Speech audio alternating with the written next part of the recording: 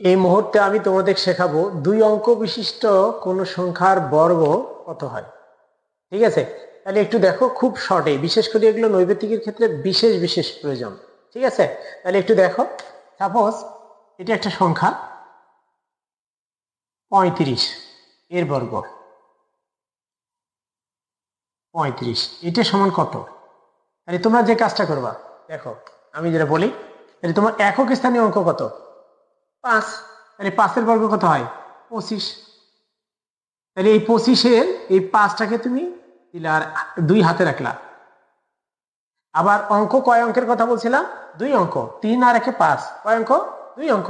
তাহলে 2 অঙ্ক হলে কি 3 5 15, 15 3 2 দিয়ে গুণ করলে কত হয়? 30। তাহলে আগের আছে কত? এই 2 আর 30 হয় কত হয়? 32। 32-এর হাতে থাকতেছে 3 আর নামতেছে কত? 2। 3 থাকলো। এখন 3 দিয়ে 3-এর বর্গ কত হয়? 9। 9 আর 3 কত হয়? 12। হয়ে গেল। ঠিক এইভাবে করো তো দেখি। এখন 67 এর বর্গ কত হবে?